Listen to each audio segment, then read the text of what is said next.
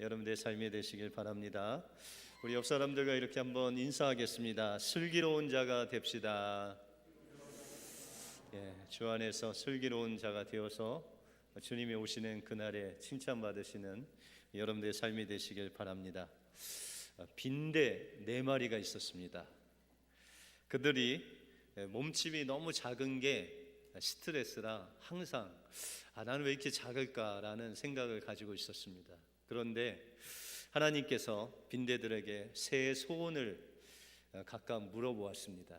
그랬더니 첫째 빈대가 말하기를 내 소원이 무엇이냐라고 물었더니 제 몸집이 너무 작아서 저는 늘 열등감을 가지고 있습니다. 저는 좀 등치가 좋고 좀 힘센 소가 되고 싶습니다. 그랬더니 하나님이 그럼 소가 되어라 라고 해서 소가 되었답니다.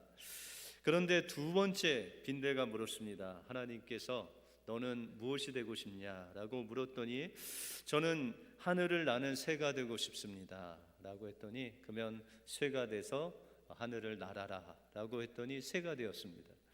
세 번째 빈대에게 물었습니다. 너는 무엇이 되고 싶니? 라고 물었더니 저는 배고픈 걸 견딜 수가 없습니다. 그래서 저는 굶지 않고 매일 음식을 뒤져 먹을 수 있는 쥐가 되게 해 주십시오 라고 해서 그 세 번째 빈대는 쥐가 되었습니다. 이제 마지막으로 네 번째 빈대에게 너는 무엇이 되고 싶니? 라고 물었더니 이 네 번째 빈대가 욕심이 생겼습니다. 아니 하나님께 부탁만 하면 다 되면 내가 뭐든지 구하겠다라고 생각하고 하나님 저는 소처럼 힘이 세고 새처럼 하늘을 날고 쥐처럼 굶지도 않는 그런 것이 되고 싶어요 라고 그랬습니다. 그랬더니 하나님이 방긋 웃으시면서 그럼 그렇게 소, 새, 쥐가 되라 라고 말씀하셨답니다. 아직도 이쪽은 좀 안 와닿는데 그래서 소세지가 되어서 사람들한테 먹혔다는 믿거나 말거나 하는 이야기입니다. 그런데 여러분들 이 예화를 통해서 우리의 욕심이 늘 이렇습니다. 그냥 하나만 해도 좋을 텐데 다 가지려다 완전히 있는 것까지 빼앗기는 그런 우리의 모습이 바로 인생일 수밖에 없다는 것입니다.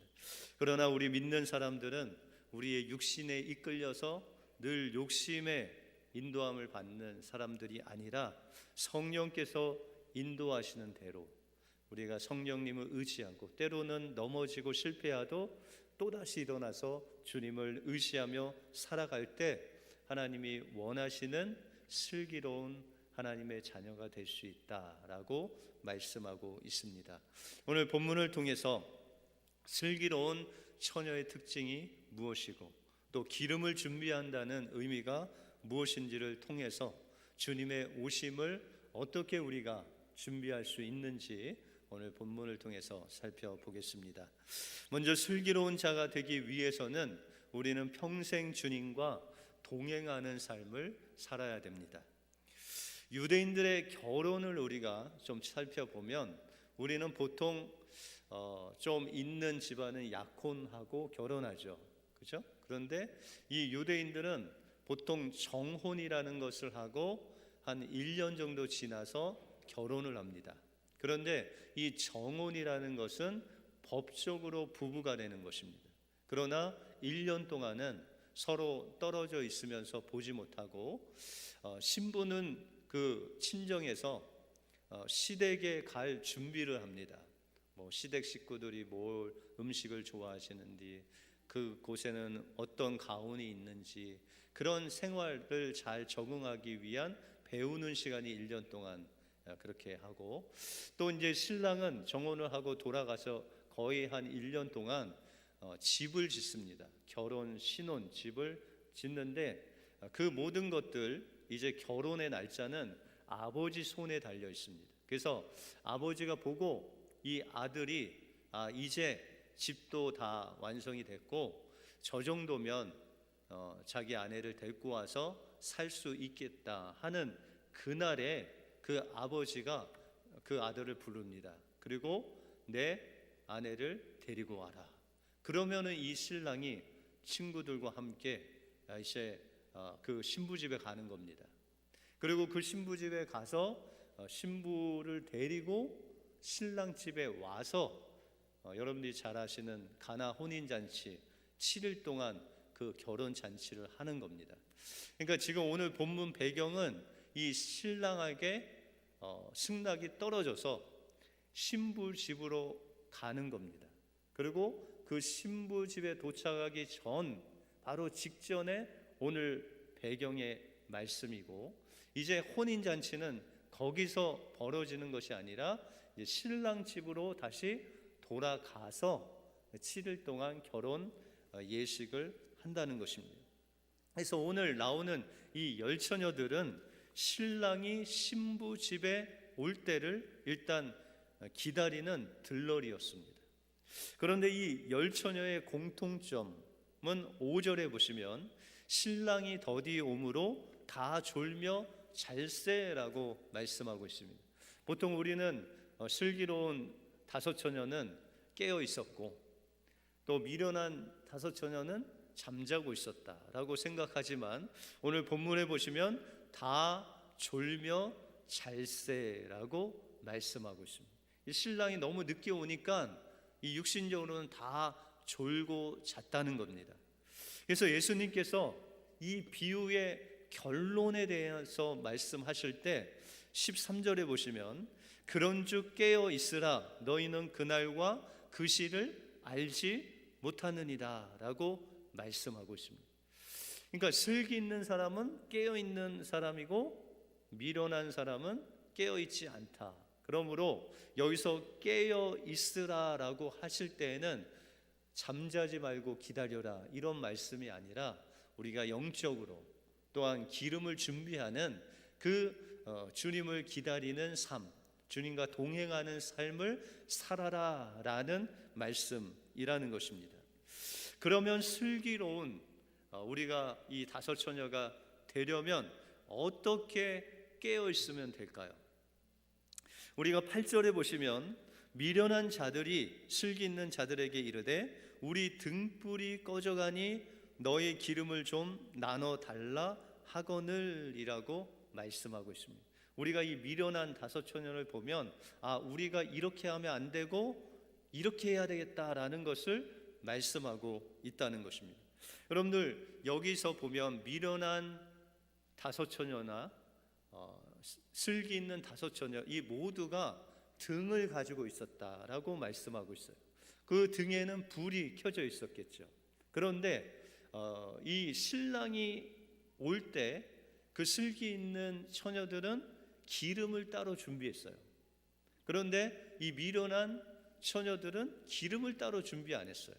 여러분들 신랑이 오는데 왜 기름이 필요할까요?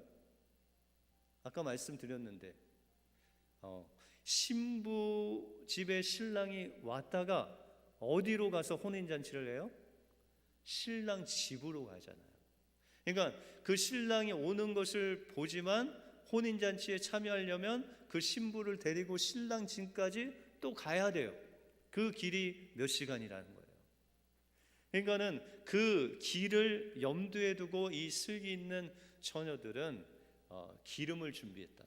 그런데 미련한 그 처녀들은 그 신랑 집에 가는 그 길에서 쓸 기름을 준비하지 않았다라고 말씀하고 있다는 것입니다. 다시 말해서 주님이 신랑 집에 오는 것, 그거는 모두가 예수님을 맞이하죠. 그것은 바로 예수 그리스도께서 이 땅에 오신 것과 또 여러분들이 예수 그리스도를 처음 믿을 때 그 주님을 만난 그 사건입니다. 그런데 여기서 슬기 있는 사람과 미련한 처녀의 차이점은 미련한 처녀들은 그 주님이 오시고 나서 주님이 다시 오실 그날, 재림의 그날, 혼인잔치 그 신랑의 집까지 갈 수 있는 기름을 준비하지 않았다는 겁니다. 이것은 그들이 신앙생활을 어떻게 했느냐? 그들은 일시적으로 주님을 믿었어요. 여러분들 마태복음 13장에 보면 주님이 씨앗을 뿌리잖아요. 그런데 하나는 길가밭에, 하나는 돌밭에, 하나는 가시밭에, 하나는 좋은 땅에 떨어지죠. 그래서 여러분들 돌밭에 떨어진 그 씨앗은 어떻게 됐어요? 처음에는 뿌리를 내리는 것 같더니 그 돌에 걸려갖고 말라서 죽어버리잖아요. 그렇죠? 여러분들 하나님 말씀이 심겨주고 반짝 은혜 받은 것 같은데 환난이나 어려움이 오면 그 믿음을 버려버리는 사람들이 있다는 거예요. 여기서 미련한 자들이 바로 그런 믿음, 일시적이고 지식적이고 형식적인 믿음을 가진 자들이 있었다는 것입니다. 그래서 우리가 마태복음 7장에 보면 주여 주여 하는 자마다 천국에 들어갈 것이 아니라 하나님의 뜻대로 행하는 자라야 천국에 들어갈 수 있다 하시면서 그들이 묻죠. 주님, 우리가 주님의 이름으로 말씀도 전하고 귀신도 쫓고 병든 자도 고쳤는데 왜 우리가 혼인잔치에 못 들어갑니까? 라고 했더니 그 예수님이 그들에게 말씀하시길, 내가 너희를 도무지 알지 못한다. 불법을 행하는 자들아 나를 떠나라 라고 했어요. 여러분들, 이들도 신앙생활은 똑같이 우리하고 했다는 거예요. 말씀도 전하고 우리보다 더 잘했네요. 그죠? 귀신도 쫓고 병도 고치고. 그런데 주님이 알지 못한다. 여기서 안다라는 것은 관계를 맺다라는 거예요. 그러니까 그냥 육신적으로 아는 정도가 아니라 정말 희노애락을 다 겪으면서 그분과 함께 이 관계를 맺는 거예요. 그래서 여러분들 그런 관계 중에 전우애가 아주 깊은 그런 관계를 맺죠. 왜냐하면 어려울 때 같이 동행하고 같이 그 삶을 산 사람은 잊지를 못해요. 여러분들, 이 친구가 진짜 친구인지 가짜 친구인지 알려면 어떻게 해야 돼요? 어려움을 같이 한번 당해봐야 돼요. 그러면 그 친구의 본심이 나타나요. 어려울 때 정말 친구가 되어주는 친구가 진짜 친구죠.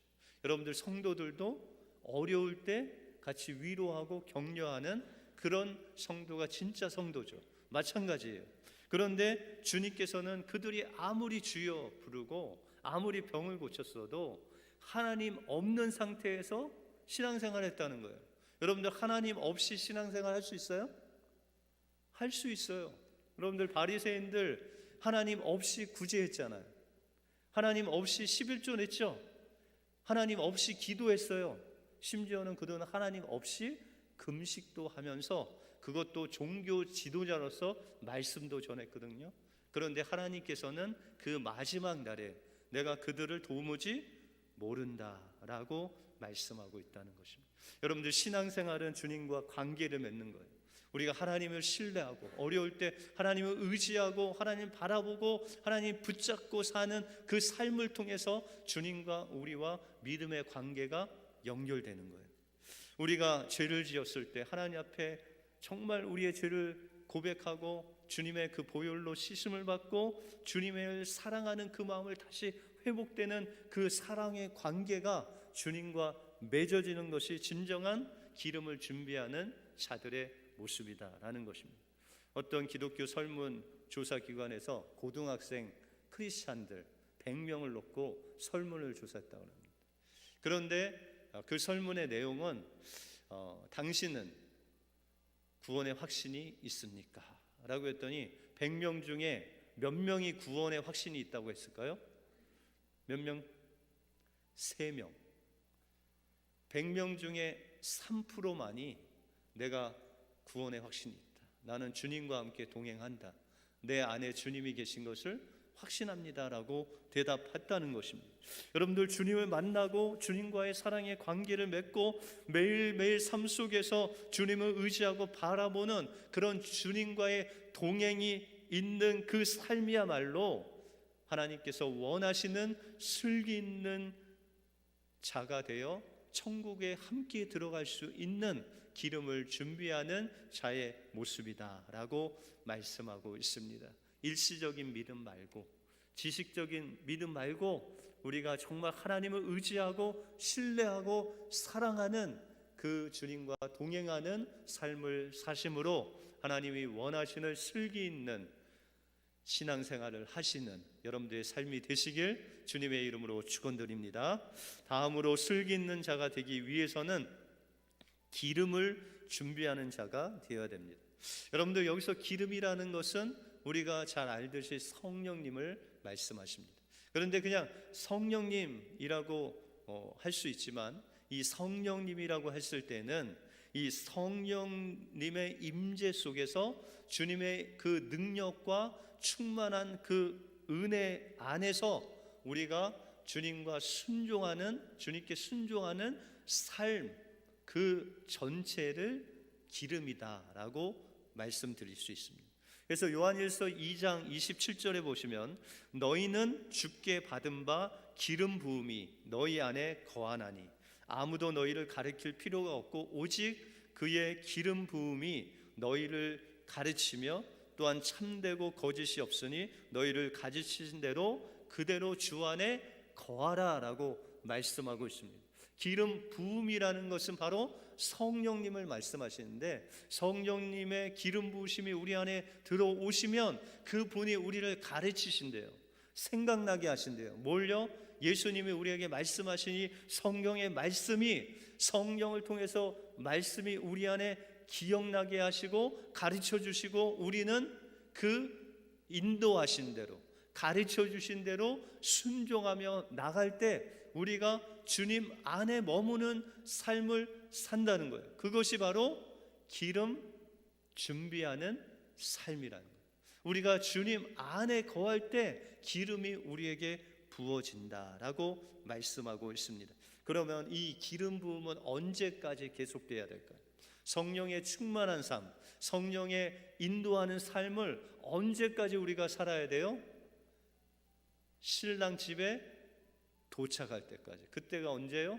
주님이 오시는 그날, 다시 오시는 그날까지 그 성령에 순종하는 삶이 계속돼야 된다는 거예요. 오늘 8절에 보시면 미련한 자들이 슬기 있는 자들에게 이르되 우리 등불이 꺼져가니 너의 기름을 좀 나눠달라라고 말합니다. 여러분들 그 신랑을 같이 몇 시간 동안 졸며 잘며 그렇게 기다렸는데 그 기름 하나 좀 나눠주면 안 돼요? 그런데 우리가 생각하는 그런 기름이 아니에요. 그죠? 성령님과 함께 희노애락을 다 겪으면서 그 성령의 인도하심을 따라 삶으로 인해서 성령의 열매가 우리 안에 가득하게 맺혀진 것이 바로 기름이라는 거예요. 그 기름은 나눠줄 수가 없는 것이죠. 어떠한 어려움 속에서도 묵묵히 하나님 말씀 붙잡고 살면서 얻은 그 성령의 열매를 달라고 하면 여러분들 줄 수가 없잖아요. 그죠? 어떤 분은 천국에 가실 수 있습니까? 죽으면. 그러면 그분이 이런 얘기해요. 제 아내가 천국에 갈 수 있는 신앙을 아주 좋은 신앙을 가졌습니다. 그래서 그 아내가 갈 때 제가 치마 자락이라도 붙잡고 가면 되지 않습니까? 라고 말씀하시는 분이 있는데 그게 될까요? 안 될까요? 예, 여러분들 구원은 하나님과 우리 개인의 관계에서 결정되는 거예요. 아무도 우리 주변에 있는 분들이 나를 대신해서 내가 구원받는데 도움을 줄 수가 없다는 것입니다. 그래서 여러분들 이스라엘 백성들이 출애굽하고 그들의 목적지는 어디였어요? 가나안 땅, 젖과 꿀이 흐르는 가나안 땅. 그래서 여러분들 가나안 복지 막 이렇게 찬양하잖아요. 가나안 땅이 천국 같잖아요. 그래서 이스라엘 백성들이 1세대는 다 죽고 2세대가 가나안 땅에 들어갔어요. 젖과 꿀이 흐르고 포도 열매를 막 어깨에 지고 갈 수 있는 그 풍성한 땅에 들어갔는데 그곳이 어떻게 천국으로 변화했어요? 이스라엘 백성들이 다 천국에서 천국의 삶을 살았어요? 결론은 어떻게 됐어요? 북이스라엘은 하나님 앞에 우상 숭배함으로 아수르에게 망해버리고 유다 왕국도 하나님 앞에 범죄함으로 바벨론에게 망해버리고 여러분들은 어떻습니까? 우리가 예수 믿고 성령으로 거듭나면 우리가 천국 생활이 막 시작되잖아요. 그런데 맨날 넘어지고 맨날 실패하고 맨날 어려움이 있어요. 왜 그럴까요? 천국은 하나님이 다스리는 곳이거든요. 근데 여러분들 예수 믿기 전에 누가 다스렸어요, 여러분들을? 여러분들 마음이, 세상의 마음이 여러분들 다스리는 그 삶을 살다가 주님이 들어오시니까 완전히 확 바뀌어야 되는데 이게 습관이 안 돼 갖고 맨날 그냥 육신의 습관대로 사는 거예요. 그러니까는 맨날 그냥 넘어지고 힘들고. 왜요? 옛 습관에서 성령의 다스림을 받으려고 하니까 맨날 힘든 거예요. 왜? 옛날에 살던 대로 그냥 살았으면 좋겠는데, 옛날에 먹고 마시던 대로 그렇게 살았으면 좋겠는데 성령님은 그런 삶을 원치 아니하시고, 그러니까는 힘들고 어렵고 때로는 시련을 주어서라도 성령의 인도하심을 받는 그 삶으로 우리를 인도해 주신다는 거예요. 그래서 모세가 이스라엘 백성들이 가나안 땅에 들어갈 때 너희가 하나님께서 주시는 그 복, 그 천국의 복을 누리기 위해서는 어떻게 살아라? 하나님께서 주신 계명을 지켜 행하면 너희가 집에서도 복을 받고 들에서도 복을 받고 성읍에서도 복을 받고 떡반죽도 복을 받고 자녀들도 복을 받고. 그러면은 어떻게 하신다는 거예요? 하나님 말씀에 순종하면 하나님이 함께 하신다는 거예요. 어디로 가든지 무엇을 하든지 어디든지 하나님 함께 하셔서 뭘 주셔요? 복을 주시는데 복이 뭐예요? 기름을 예비하도록 인도해 주신다는 거예요. 여러분들, 우리의 혼과 육은 하나님의 다스림을 받는 순간 여러분들의 혼과 육이, 그렇죠? 여러분들의 감정, 여러분들의 의지, 여러분들의 지식이 하나님께 다스림을 받아야 돼요. 때로는 예전에 막 화가 치밀어 오르면 어떻게 됐어요? 그냥 버럭하고 성질을 냈잖아요, 그렇죠? 그런데 이제 화나면 어떻게 돼요? 화나면 어떻게 하세요? 그냥 버러러럭 하고 또 화를 내세요? 근데 이것은 육신이 우리가 있기 때문에 변하지는 않아요. 그러나 그 화가 치밀어 나올 때 어떻게 해야 돼요? 우리 예수 믿으니까 주님께 기도하는 거예요. 우리 힘으로는 안 돼요. 주님, 제가 이렇게 또 화가 이렇게 확 올라오는데 이걸 어떻게 할까요? 주님께서 좀 다스려 주세요. 그리고 조금만 기다리세요. 한 10초, 1분도 안 걸려요. 주님이 그거를 다스려 주시는 거예요. 그럴 때 여러분들 안에 뭐가 생기는 거예요? 기름이 쌓아가는 거예요. 기름이 쌓아가는 거예요. 여러분, 하나님의 인도하심과 다스림이 계속해서 넘치는 거예요. 그래서 9절에 보면 슬기 있는 자들이 대답하여 가로되 우리와 너희 쓰기에 다 부족할까 하노니 차라리 파는 자들에게 가서 너희 쓸 것을 사라라고 말씀하고 있습니다. 여러분들, 이 슬기 있는 자들이 미련한 자에게 야, 너한테 이 기름을 주면은 우리 다 신랑 그 집까지 못 가. 그러니까 너는 그 기름 파는 데 가서 사와라. 그래서 이 미련한 자들이 가서 그 기름을 샀어요. 여러분들, 이 산다는 것은 뭐냐면 순종의 삶. 여러분들 하나님을 믿을 때 시간을 드리잖아요. 물질도 드리고 때로는 분노와 시기와 욕심의 마음을 십자가 앞에 복종시키는 거 얼마나 힘들어요, 그죠? 그게 폐의하는 거예요. 기름을 사기 위한 수고를 하는 거예요. 우리의 마음에 성령의 다스림을 받을 때 바로 그것이 기름을 사는 행위고 우리가 흔히 성령의 충만함을 받는다라는 말씀이 바로 이 말씀이라는 거예요. 사랑의 원자탄의 주인공이신 손양원 목사님이 애양원이라는 그 한센병에 걸린 사람들을 이제 돌보기 시작했습니다. 그런데 그 때쯤 이제 신사 참배에 반대를 하는 바람에 옥고를 치르셨어요. 그리고 1945년 해방과 동시에 이제 그 감옥에서 나오셔서 다시 애양원에 가서 그 한센병 환자들을 섬겼습니다. 그런데 1948년 해방되고 한 3년 후에 여수 반란 사건이 일어납니다. 이것은 이 사상이 다른 학생들이 예수 믿는 아이들을 총을 쏴서 죽인 거예요.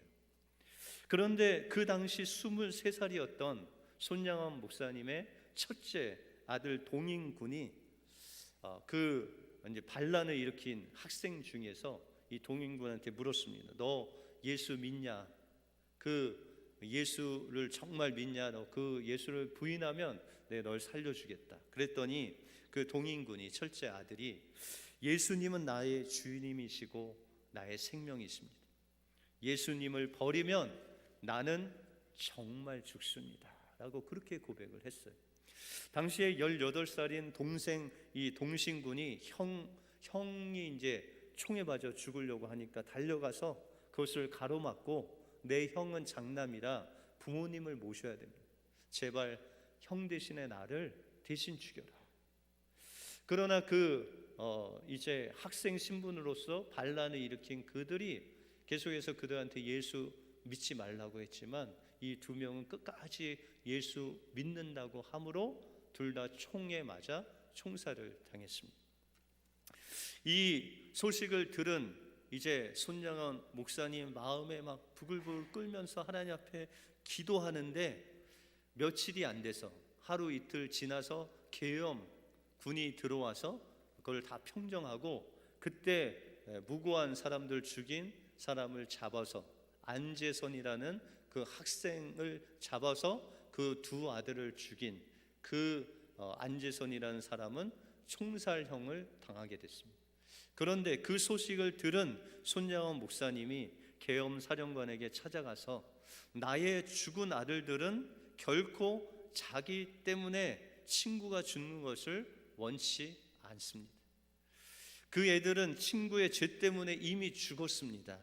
만일 이 학생을 죽인다면 그것은 나의 아들 동인이와 동신이의 죽음을 헛되게 만드는 것이니 그를 석방해 달라고 애원을 하고 그 석방한 학생, 그 아들을 죽인 그 안재선이라는 학생을 손재선이라는 이름으로 계명하고 자신의 아들로 양자로 삼았습니다. 그리고 유명한 장례식에서 9가지 감사를 하죠. 나 같은 죄인의 혈통에서 순교할 자식이 나게 해주심을 감사합니다. 3남 3녀 중에 가장 아름다운 두 아들 장남과 차남을 바치게 된 것을 감사합니다. 미국에 가려던 내 아들 미국보다 더 좋은 천국 가게 해주심을 감사합니다. 나의 사랑하는 두 아들을 총살한 원수를 회개시켜 나의 아들 삼게 하는 마음을 주신 것도 감사합니다 라고 하면서 9가지 감사 기도를 드리십니다. 그리고 나서 1950년에 6.25가 터지죠. 애양원에 처음에는 몇십 명 없었는데 이 목사님이 목회를 하고 1000명이 가까운 한센 병자들이 그 성도들이 목사님 피신 가야 된다. 피신 가야 된다고 강제적으로 막 피신을 보냈어요. 목사님은 그 피신하는 그 배에 타고 이제 출발하는 순간에 바다로 뛰어내리셔서 이제 그 교회로 다시 가십니다. 그리고 고백하기를 내가 피신을 간다면 이 1,000명이나 되는 양떼들은 어떻게 합니까? 내가 피신을 간다면 그들을 자살시키는 것이나 다름이 무엇이겠습니까? 하면서 그 애양원을 지키다가 1950년 9월에 공산군이 내려와서 목사님이 예수 믿는다는 그 이유 하나로 총살을 시켜 순교를 하시게 됩니다. 그리고 그 순교되었던 나이 48세였습니다. 여러분들 손양원 목사님은 그 생의 마지막까지 주님을 믿는 믿음을 저버리지 않았습니다. 마음 같아서는 두 아들을 죽인 그 원수 그냥 총살당하게 사형당하게 놔두면 되었을 것을 그는 성령의 이끄시는 그 힘을 거절하지 않고 순종함으로 두 아들을 총살한 그 안재선을 양아들로 삼는 주님의 사랑을 실천했습니다. 슬기로운 자가 된다는 것, 기름을 준비하는 것이고 기름은 매일매일 주님과 동행하는 삶이라는 것입니다. 기름은 내 맘대로 사는 것이 아니라 성령께서 인도하시는 대로 주님께 매여 사는 삶이라는 거죠. 언제까지 그렇게 살아야 돼요? 주님 오시는 그날까지, 그 슬기로운 처녀들이, 여러분들이 주님이 오시는 그날 신랑의 집에 도착하는 그 날까지 쓸 기름을 준비해야 된다는 것입니다. 사랑하는 은혜 성도 여러분, 지금까지 주님 오시는 그날까지 주님과 동행하며 내 뜻이 아닌 주님의 뜻에 이끌리어 순종하는 삶을 사시기 바랍니다. 그럴 때 주님이 오시는 그날에 여러분들 마음속에 기름이 가득하게 채워져서 주님을 기쁘시게 맞이하는 슬기 있는 자가 될 줄로 믿습니다. 그 은혜를 받아 누리시는 여러분들의 삶이 되시길 주님의 이름으로 축원드립니다. 기도하겠습니다. 하나님 감사합니다. 오늘도 열처녀의 비유를 통해서 우리가 주님의 오심을 기다리는, 기름을 준비하는 깨어있는 삶이 무엇인지를 보게 해주심을 감사합니다. 이제 우리의 신앙의 여정, 주님이 오시는 그 신랑 집에까지 도착하길 때까지 우리가 성령의 인도하심과 매일매일 주님과 동행함으로 주님 앞에 쓸 그 기름을 준비하게 하여 주시고, 우리가 정말 주님의 그 사랑하는 주님이 오시는 그날에 주님, 제가 이만큼 기름을 준비했습니다. 나의 평생 주님의 인도하심을 받았습니다. 내 평생 내 마음대로 살지 않고 주님께 매여 살았습니다. 고백하며 슬기로운 자로 주님 앞에 발견되는 우리 은혜의 교회 모든 성도들 되게 하여 주시옵소서. 모든 것 주님께 감사드리오며 예수 그리스도 이름으로 기도하옵나이다. 아멘.